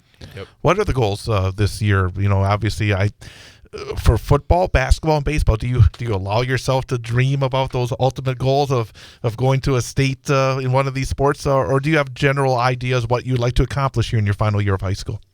I mean, for football, definitely. Obviously, playoffs is on our mind for sure, and then getting a home game for playoffs would be huge, and then obviously winning a playoff game would be a really good goal. And then for basketball, I think we're definitely an underrated team going into this year. Obviously, we had a struggle season last year, but I think this year we have a really good chance to be a contender and play with any team we go against. So. And then for baseball, we lost a lot of seniors last year, but we definitely have a good core group that's going to stick it out and have a good solid team next year, or this coming year. So you were telling me off the air that this is homecoming week. Are you a big homecoming guy? You get you all in for all the dress-up days and all the different activities, and which I think you should be. I think everybody should be. I think that's one of the best parts of high school. How hard is it to kind of balance that, being all in for homecoming and making sure you're ready to play a game on Friday night? Because I know your coach is thinking about that. Yep, for sure. He even told us that tonight after practice. So, yeah, I definitely like to get into the homecoming stuff. And actually, our powder puff game is tonight. Oh, nice. So that's fun. And then we also have like powder buff volleyball. So that's a lot of fun. And yeah, I like to get into the dress-up days. And it is, to answer your question, it definitely is a challenge to kind of balance all those things. Because, I mean, you're trying to strategize for all this stuff, like skits and all that stuff, and then you're in the back of your mind, you got to be thinking about, when do I go on huddle, look at film and stuff like that. So. Frankly, it's a huge game. I mean, really, when you look at what you're talking about, getting to the playoffs, and because you look at the rest of the year, I mean, there's opportunities, but there's no pushovers. I mean, it's one of those things where every game for both you and your opponent is vitally important in terms of making the playoffs, because they each won at least one game in the conference so far. But as you've prepared, well, you weren't thinking about your homecoming activities. What about Lakeland? Obviously, that's a team that started off well. They're kind of like you are, in fact. The two losses they've had are against Mosinee and Medford. Obviously, it's a good opponent coming up on Saturday. What have you noticed about them as you get ready for that game? I mean, they're always a very solid team. I mean, you can't go into a game expecting you're just going to roll over them. I mean, they are a very heavy run team. I mean, we know that, but I mean, you have to stop it still. So I expect a really good game on Saturday. Your conference is actually one of my favorite ones to look at the scores at the end of Friday night, because I think we all could agree that Medford kind of sits atop right now, but with East knocking off Mosinee last week, I kind of look at you guys, Lakeland, Rhinelander, Mosinee now, Wausau East. It's going to be really interesting as we go through these last 4 weeks to see these matchups and to see where the final standings and who gets those wins necessary to make the playoffs. Yeah, for sure. I mean, I don't know if there's a team that hasn't beaten a team or beaten each other. I mean, it's been a really crazy year because, I mean, compared to last year, it was kind of Mosinee and Medford sitting at the top and everyone else kind of falling in line. But this year, I mean, it's obviously Medford's had a really good start to conference, but I mean, I think it's anyone's. What are your, just real quick, what are your thoughts on, like, you guys lost Ashland and Hayward, so other than losing potentially two long bus rides, what do you guys think of the matchups with Wausau East and Tomahawk? Does that make the football conference better? Is that kind of a little more local, maybe a little more rivalry type stuff? Yeah, for sure. Because I mean, obviously, Hayward and Ashland, it's a 3-hour bus ride. So I mean, it's hard to kind of have that rivalry feel when it's such a long trip. But I mean, yeah, I think having Wausau East and Tomahawk is going to be a fun experience. Anything else? No, great job tonight. You guys having a great start to your season, and good luck this Friday with both homecoming and getting the big W. But we do have one final question. We always have one question for our student athletes, especially seniors, and especially multi-sport athletes, because you've seen a lot. You've gone through the process, a number of different ways. If you were to give somebody that's just starting their high school athletic career, a freshman or a sophomore that's just coming through one of the programs that you're part of, what piece of advice would you give them based on what you've learned over the years? What piece of advice should they be thinking about as they start their journey that maybe they should think about because you've actually gone through it? I mean, I would say don't take any opportunity for granted, because you think you have a lot of time, and then you realize it's your senior year. You don't have that time to make up. Getting in the weight room, taking advantage of camps, showcases. I would say keeping things positive with your teammates and building a good culture and leaving a good mark on the programs. Terrific and very good answer. EJ Wykes, congrats on the success so far. Again, it was a good run in baseball last spring, and you started off here this senior year with a nice start in football. Best of luck on homecoming Saturday, and again, thanks for making the trek up here to Wausau. Yep, thank you guys for having me. EJ Wykes from the Merrill Blue Jays. We're going to come back. We still have some results to talk about from last week, and then we'll look ahead to this week's action coming up next. It's the Big High School Sports Show on 98.9 WXCO. Talking new coaches polls for volleyball and boys soccer, plus a sneak preview for Week 6 football. I'm Travis Wilson, and this is a WisSports.net Minute brought to you by Just a Game Fieldhouse in Wisconsin Dells. More high school sports news after this. You may have heard of Just a Game Fieldhouse in Wisconsin Dells, one of the country's premier destinations for youth sports and events, but did you know that Just a Game does so much more? Just a Game also delivers end-to-end apparel, equipment, and event solutions. With their state-of-the-art screen printing and embroidery facility, they can help with branding for your team and business items, including uniforms, apparel, and more. Just a Game also offers digital services that include a cashless digital platform and event live streaming. Just a Game has also added a second brand new facility in Reedsburg. Find more information at justagame.com. A new week means new coaches polls. There are no changes at the top of the WSCA boys soccer rankings. Marquette is the top-ranked team in Division 1. Cedarburg occupies the number 1 position in Division 2. The Sheboygan Christian Lutheran Co-op leads the way in the D3 voting, with Shoreland Lutheran holding down the number 1 spot in D4. There's a big change in the boys volleyball coaches poll this week, as Sussex Hamilton leaps all the way from 6th to 1st, as former number 1 Germantown dips to 2nd. In the WVCA girls volleyball rankings, DSHA remains unbeaten in number 1 in D1. Luxembourg Casco is again the top team in D2, with undefeated Cuba City leading the way in Division 3. Living Word Lutheran is on top of D4, while a change in Division 5 sees Eau Claire Emmanuel Lutheran make a big jump from 4th to 1st. The Quick Trip in Wisconsin Dairy football game of the week features yet another huge Classic 8 showdown as Arrowhead travels to Oconomowoc. Elsewhere, first place in the Southern Lakes is on the line as defending D2 champ Badger faces off against Burlington. The battle for Highway M finds Middleton making the trip to Verona. In a crosstown rivalry, De Pere heads over to West De Pere. Mondovi welcomes in Regis, and Rice Lake faces New Richmond in an unbeaten Big River showdown. This has been a WisSports.net Minute. Check us out online at WisSports.net.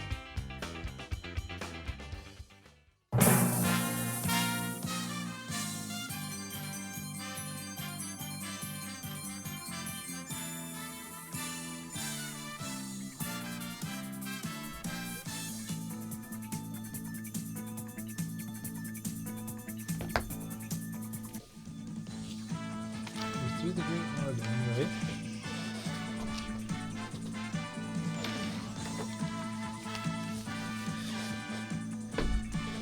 And welcome back, Big High School Sports Show on 98.9 WXCO, BullFallsRadio.com, mobile devices, and Alexa by searching WXCO, and on the Civic Media app. Again, thanks to our student-athlete guest for this week, EJ Wykes, and again, really impressive. Number 1, the young man was impressive. Number 2, what the Merrill Blue Jays have done so far this season has been impressive. And number 3, as you look ahead for them, I mean, there's a lot to play for. It's not going to be easy, but a lot of excitement there as well. So, again, really great of him to make the trek from Merrill. We always appreciate it. It's always nice to have him here in studio as opposed to being on the phone. Just really do appreciate that. Pretty easy to connect the dots when you talk to a young man like him and how well-spoken he was, and when he talks about the program, to understand why they're taking steps in the right direction. And why, when I asked the coach about a player to be brought in, he said that is the person in terms of leadership. And that's, again, Well, that's what we want to share with you, and glad to be able to do that here this week.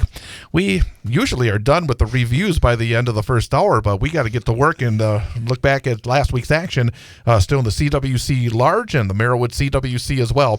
CWC Large, Stratford stays undefeated. Waiwega Fremont put up some big numbers, but in the end, Stratford put up even bigger numbers, winning 53-33. Stratford 5-0, 3-0 in the conference. Waiwega Fremont 2-3, 1-2 in the league. Jack Tubbs, you talk about a massive night. I mean, that's a massive night. 22 of 25, 239 yards. Jet Shaner had 10 catches, 130 yards. Reed Miller, 13 rushes, 133 yards and a couple of touchdowns. You talk about big numbers. 364 on the ground, 603 total offense for Stratford. But Waiwega, Cameron Zilke, 13 rushes, 127 yards and a touchdown, 7 of 16 passing, 168 yards, 2 touchdowns and a pick. They had 434 yards of total offense. So that means 1,037 yards of total offense in that game on Friday night. I got to say, yeah, Stratford, they're looking great. You have to say that Waiwega Fremont, 2 games this year they've lost. They put up big numbers offensively, first against Iola and now against Stratford. If their offense is doing the job, and I think they're still a team that I think can get into the playoffs even at 1-2 in the conference right now. I think they've already lost to Whitburn and now to Stratford, and 2 of the tougher teams in their conference out of the way. Yeah, I'm kind of at a loss for words when you talk about 1,000 yards in a high school football game. Right. Pretty remarkable. And I don't know. I don't know the box score on this one to see kind of how the pace of play was or whatever, but I mean, that's something that Stratford's probably going to have to clean up a little bit as they head into the D5 playoffs this year, is giving up that amount of yards. 25 passes for Stratford. You don't see that very often, do you? No, you do not. And you don't see them score. I mean, you see them scoring 53, but not giving up 33 in the same game. So great win for them to stay undefeated. And Waiwega, definitely some things to build off of. Definitely easy to pass 25 times when you complete 22 of them. So you got to keep doing what's working. Yeah, that's about as efficient as it gets. Amherst also undefeated in the CWC Large, 5-0, 3-0 in the league. Beat Loyal Greenwood 35-8. Sam Stukzinski, 24 rushes, 179 yards and 2 touchdowns. Not a great night passing for Michael Gladowski, 5 of 16, but he did get some pretty good chunks of yardage, 127 yards, 2 touchdowns and an interception. It just seems to be rolling towards an Amherst-Stratford matchup, as Amherst, like Stratford, really hasn't been threatened so far this year. No, and they seem to be hitting their stride on offense. I think they're putting up big numbers. I think they're, like you said, not a great night throwing the ball, but being able to rush the ball like that's just what they're going to need to be able to do to compete with Stratford. After a slow start, Colby has now won back-to-back games. They're now 2-3, 2-1 in the CWC Large. They went to Marathon and defeated the Red Raiders 48-3 last week. Marathon 2-3, 1-2 in the conference. Gavin Voss, 18 rushes, 103 yards and 2 touchdowns. Colby had 289 yards rushing as a team, 6.6 yards per carry. And Marathon, you lose 2 quarterbacks. It's hard when you lose 1 quarterback, especially when it's true thirds, and then you lose your second quarterback. Thirds loss hurts on both sides of the football.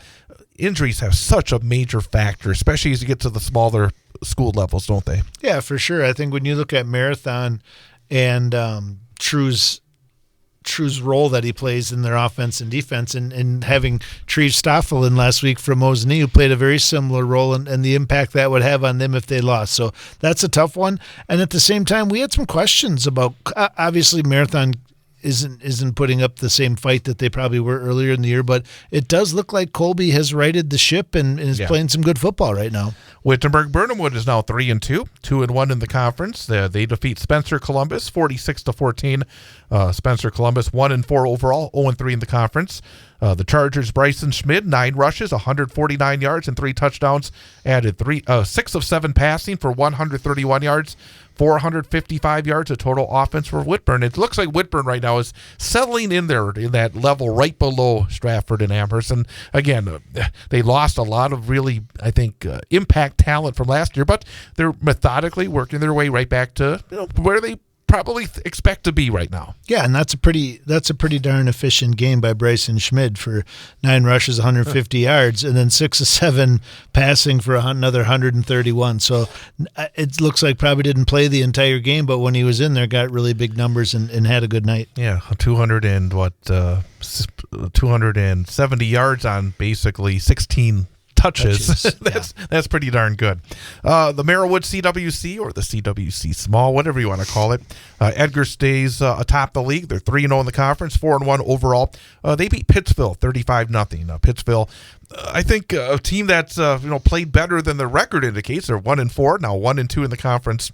Will Hackle, 11 rushes, 73 yards. Maverick Butt, 7 rushes, 64 yards and 2 touchdowns for Edgar. Logan Zeikert, 5 of 9 passing, 65 yards and an interception. And Edgar's defense looking like it's getting into midseason form. They really shut down Pittsville on the ground. Pittsville had 58 yards as a team on the ground, 2.2 yards per carry. And since that Stratford loss, Edgar has really been very impressive. Yeah, absolutely. And I think the defense is really what looks like it's turned around. You're seeing the names now, right? You got Hackle and Butt, you know what I mean? You have the big Edgar names out there doing it now, but it looks like what's really turned around is their defense. And Pittsville is a team that can't compete with Edgar, but in some of these other games has shown the ability to do some things offensively. So good job for Edgar and their defense. Last week we had Abbotsford head football coach Jacob Nat Miller on the team, and they stayed perfect, defeating Assumption 52-20. Abbotsford 5-0, 3-0. Assumption still looking for that first win, 0-5, 0-3. Assumption only had 14 players in uniform, which is hard to do in 11-player football. It was hard to do for Newman in 8-player football. I was just going to say. But Assumption to have 14 players, and again, Abbotsford, from what I was told, they were sportsmen, because, again, that's a tough football team. That's not the kind of team you want to face with 14 players, the way that Abbotsford runs it. But Jason Plakoman, 9 rushes, 86 yards and 2 touchdowns, 318 yards rushing as a team on 29 attempts, gaudy 11 yards per carry. So Abbotsford getting through it, and I guess you can't judge anybody's decisions, but Assumption's numbers right now, it seems to think, it's time to start considering maybe the change. And I would have to think that behind the scenes it's probably hard, because this is when you'll start to get the conversations, when you consider the fact that Edgar and Auburndale and Iola are still in this conference. Yeah. This is when you're going to start to get questions. Is it safe to put 14 kids out on an 11-man football field? My one last thing about this game is Christian Fuentes. Where is he? Abbotsford this week. I wonder if he didn't get many touches. I'm thinking because that of the lineup. Yeah, they went into the bench, and like any good coach, you want to keep those bullets handy when you need them, right? Yeah. So hopefully he rested. I know he had coach talked about a little hamstring issue, so hopefully he got that rested up, and we'll see him back in that stat line next week. Iola Scandinavia, 4-1, 2-1 in the conference. Went to Gerke Field last week, defeated Pacelli 49-8. Pacelli 1-3, 1-2 in the conference.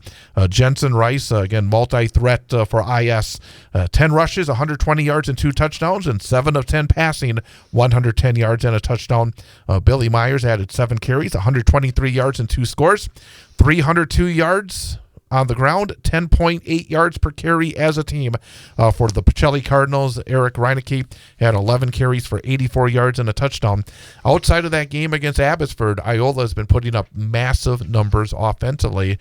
That probably says just as much about Abbotsford and their strength, but Iola has been pretty consistent most of the year, putting up a lot of numbers and putting a lot of pressure on their opponents. Yeah, and they're spreading it out too. I mean, not a lot of touches, a lot of yards, a lot of touchdowns. And again, Pacelli's probably again, when we talk about the haves and the have-nots in the CWC Small Merrillwood, I would say Pacelli's kind of falls in that difficult situation right now. And I think another game that featured one of the haves and maybe the have-nots was Auburndale beating Rosholt 42-12. Auburndale 4-1. 2-1 in the conference. Rosholt 1-4, 0-3 in the conference. Rosholt also made a vote in the last week or so that they are going to go to 8-player football starting next year. But in that game last week, Auburndale's Blake Robb had 8 of 10 passing, 115 yards and 4 touchdowns. For the Hornets of Rosholt, Dylan DeLate, 11 of 19, 106 yards. So, again, I think, for Rashod, I think it was interesting. I read a story about that decision, and it's kind of, frankly, a little disappointing the reasons they're talking about, because the coach was saying, yeah, right now we're having a hard time getting the numbers. They could have the numbers, but there's a lot of kids that could be playing that's not coming out. And you hate to see that. I mean, it's one thing where the numbers just don't add up, where you're having the kids come out and there's not enough of them. But when you have kids that are missing out on opportunity, that's the thing. You think about maybe 10, 20, 30 years from now, they'll think, well, man, I should have gone out and been part of that experience. Yeah, and I think it's true all over, excuse me, to some extent, outside of the super rich tradition schools, right? The Edgar, the Abbotsford, the Amherst, the Newman Catholic, like where the expectation is if you go to those schools, you play football. That's what you do. But I think it's obviously magnified in these small schools like that, because even at a school like Wausau West that has 1,500 kids, there's a lot of young men walking around that building who would most definitely help out our football program, our soccer program, our cross-country team, and aren't participating in a sport. So I think there's a little bit of a trend out there that we're all working on trying to get these kids more involved. 8-player football. You have the Newman Cardinals defeat Marion Tigerton 48-6. Again, going into that game, Newman with only 14 players in uniform. Marion Tigerton was 2-1 on the season, but Newman executed exceptionally well in that game. Carson Rice, the fourth quarterback to play for Newman, had 18 rushes, 142 yards, and 3 touchdowns. Did not throw much, but boy, he had some big plays. 4 of 6 passing, 220 yards, 3 touchdowns, and an interception. Everett Pent had 15 rushes, 102 yards, and a touchdown. Stephen Clement, 3 catches, 124 yards, and 2 touchdowns as well. And as we heard from the coach, I mean, I was going into that game, you didn't know. You didn't know what the situation was. They were missing, again, some kids due to illness and injury. 14 players in uniform, and to come out and just execute like that, so impressive. And as I said to him as well, I think the one saving grace for Newman is when you do have players up front.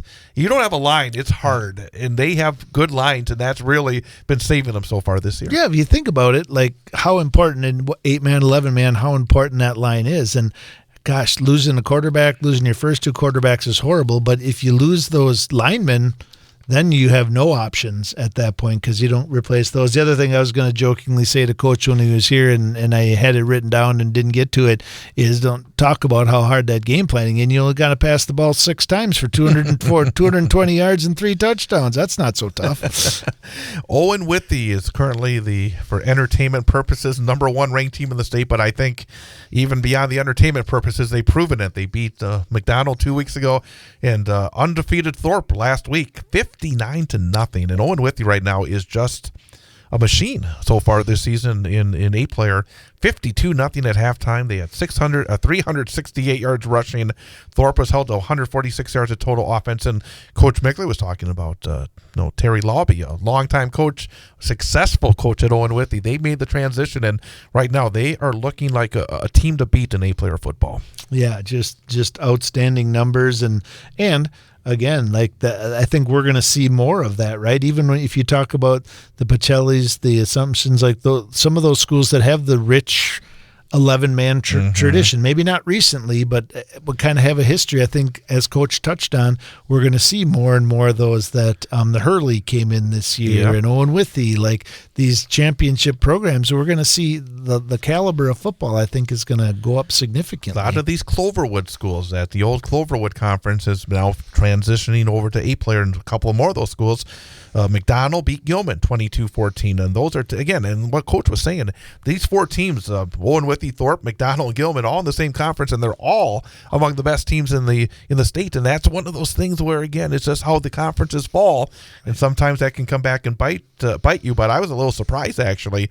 Gilman always so very good, and McDonald coming off the loss, but that was a big win. Athens and Hurley again, a very good program, but Athens gave them all they could handle. It's been a rough go of it so far for the Blue Jays, but they fell to Hurley 12-6. Hurley 4-0, Athens 0-4. Frankly, most of the games we talked about between teams that have no losses against teams that have no wins usually end up about 50 points. So Athens knocking on the door a little bit, but again, right now they're struggling. Rib Lake, a new team in 8-player, beat Winter Birchwood 58-8. Port Edwards, they're in Newman Catholic's conference, a big game next week. Newman at Port, and Port lost for the first time this season to New Auburn, who's undefeated, 36-28. And Alman Bancroft, who lost to Port 2 weeks ago, bounced back, beating Tri-County 34-12. So that's a look at all the action in terms of last week, and we're going to directly go to next week. We're not taking any breaks here because we're behind, and we got a lot of action to talk about for this week.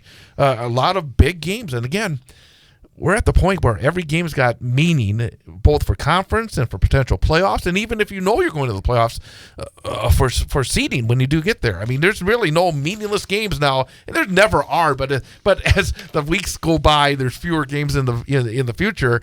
You just feel that intensity starting to build, don't you? Yeah, and you hit it on the head because it used to be 6-3 gave you kind of, are we going to be the 4 seed or the 5 seed? Are we going to get a home game or not? And now 7-2 teams are in the bottom. So yeah, every game makes a huge difference. And so as we get into these conference matchups and rivalries and big games, there's some big ones on the schedule this Friday week. night, I will be at Gerke Field in Stevens Point live right here on 98.9 WXCO as a massive game. Wausau West and Stevens Point. They're both 3-2 overall. They're both 2-1 when it comes to the playoff implications for their conference. And again, I think this is a very even game. I really think what I saw from Wausau West last week, I think they've got a little bit of explosiveness that maybe Stevens Point doesn't have. Yeah. I mean, again, just based on what we're seeing from Spash so far, I think that West has that explosiveness both with the run and the pass that maybe Spash is still trying to find after losing like Konopaki. They may have been able to replace him so far, have they? And does the game plan shift a little bit more towards the quarterback in this? Like last year, you had to cover and try to get pressure, and you know that Spash is always such a good screen team and all those things. But it looks like they're struggling. I mean, I would say mid-season, this is probably one of the biggest surprises to me. I kind of expected, being Spash, you knew that Grant was back and that they would just reload at that receiver position and just be chucking it around and having video game numbers, and that really hasn't been the case. Obviously, we know he's a great player and he could go off at any point in time. But yeah, I think this is a good matchup, and it's 2 years in a row at Spash, 2 years in a row homecoming at Spash. So this should be a good matchup. No. Last year, they played at West. Oh, and then the playoff game. We were going to move this one, have them home at twice. That is correct. And the game during the regular season was ugly for West. I think they turned it over 7 or 8 times, and it was just very ugly. And then the playoff that was the game, game we lost Ray. Yeah, and then the playoff game, West had an 18-point lead in the second half and an incredible comeback by Stevens Point to win 32-31. So, again, it's just... that again showed how different games could be between the same teams in the same year. I think from week to week, as it's progressed and teams have had their injuries and get their guys back and don't have guys, whatever the case may be, I think this is probably one of the most intriguing matchups this week, especially looking because they both had that really tough non-conference and then crossover opponent in Hudson, and Spash having them just last week, and the game that was. I think this is going to tell us a lot about the Wisconsin Valley Conference. You're right. DC Everest will try to stay perfect in the conference and extend their win streak to 5 in a row. They will host Eau Claire North. Again, North, I remember talking to Coach Johnson before the Warriors played them. He said not any real big weaknesses, that they're a team that has a lot of good pieces. And I think in a sense, they're still trying to find that winning feel. Now they've won a couple of games. I think they're a little bit of a scary team for DCE. Evergreen's come off those great wins the last 2 weeks against rivals, West and Marshfield. This could be one of those games, and I think it's homecoming week as well for DCE. So, I mean, this feels like mentally, I think the Evergreens, if they come in there and they have that same attitude, they should not have much of an issue. But if they let Eau Claire North hang around a little bit, that could be, I think an interesting game. Yeah, I think if DC Everest has a weakness, and I'm certainly not saying this is their weakness, but if you look at all their things, the one area that I think they would probably agree with, they're looking to improve each week is on their defense. And if there's one thing that Eau Claire North has been able to do is move the football. It hasn't always resulted in a lot of points, but they have gotten better the last 2 or 3 weeks. weeks and able to in scoring points. So I think it will be interesting, kind of like Marshfield put up 25 on them, and that's a team that was struggling to score points as well. And I think that Eau Claire North, when they put it together and stopped making the penalties and the turnover mistakes like they kind of did a few weeks ago against the Warriors, I think they put it all together. They could give DC Everest a challenge. Two teams that's combined record is 1-9, but when you look at this game, when you think about the big picture,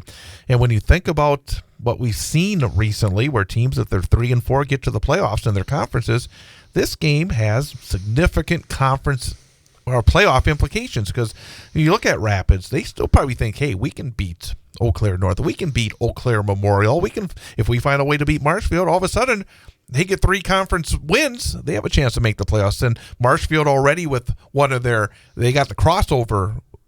No, that was actually a conference game against Eau Claire Memorial. Yep. Oh, I get so confused so quickly. But Marshfield can move themselves into a pretty good position with a win in this game. So again, I think this is a significant. You look at the overall record. You don't. No. This game has a lot. The winner, I think, has a pretty good shot of making the playoffs. Yeah, after watching Rapids play last week, I feel like I have a pretty good idea of who and what they are. I think Marshfield is the question mark to me. I think what happens in this game will kind of speak a lot towards what Marshfield has coming and what some of those matchups down the road for them. I mean, they still have Wausau West. Mm-hmm. They still have North. So I think those will be some good matchups down the road. Yeah, absolutely. So, and then Eau Claire Memorial has their crossover against Menominee. And Memorial, again, I mean, even last week, I mean, they moved the football. They just got to find a little defense. Right. And I think they, again, based on what I've been watching on some videos, they just got to get a little tougher. I think there's that mentality right now. They don't have that little edge to them.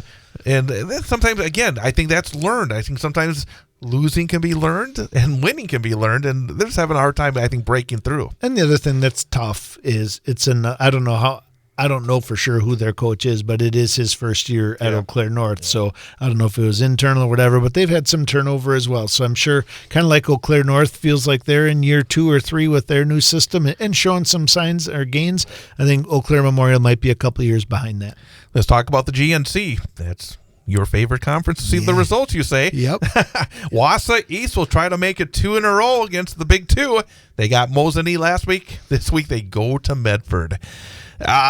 We talked last week about Wausau East, maybe Mosinee being a better matchup because they're not one of those power running teams. This is the opposite of that. This is going to be, they have to find a way to slow down Medford on the ground or else they're just going to be chewed up. Right. And Medford's also proven to play really good defense. Yeah. So I think we say a little bit this each week with whoever Medford's playing. It's not an easy matchup. It's not, for sure. It's not an easy matchup, but it is. You kind of hope to come out of it thinking we competed, right? And that we played Medford tougher than anybody else in the conference, so maybe we're ready to take over that number 2 position in the conference. So obviously East has a big hill to climb, and Medford's looking to keep rolling, and an unfamiliar matchup. So that could be advantage Wausau East as well. Again, a significant game we kind of touched on with E.J. Wykes, Lakeland at Merrill. Both teams are 1-2 in the conference, and again, well, you get to 2-2, you feel a lot better about those playoff possibilities. You go to 1-3, it becomes an uphill struggle. Yeah, and it's always interesting, Lakeland coming off a tough loss to Medford, which most people are coming off tough loss the week after they play Medford. How do you bounce back from that? Do you pull yourself up and have a great week of practice and get back in the winning ways, or did Medford knock some of the life out of you a little bit? So should be good. And Merrill coming off a great win, so be good to see how they compete. See how Mosinee bounces back after that 1-point loss to Tom Field last week to East. They're home against Tomahawk.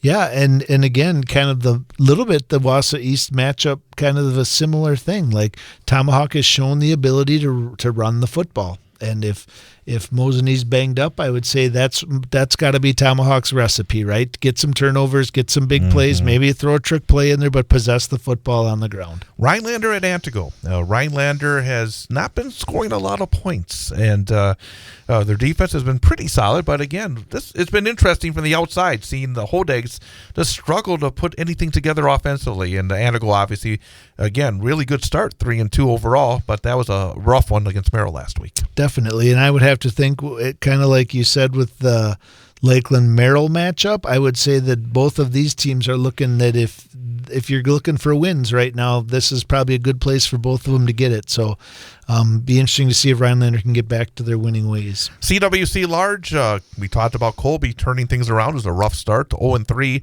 They've won back-to-back games the last 2 weeks, both by large margins. Extending the win streak to 3 will not be easy as Stratford comes into town. But for Colby, it's going to be sort of a measuring post game. They have the home field advantage and get a chance to see what they can do against not only one of the best teams in the area, but one of the best teams in the state.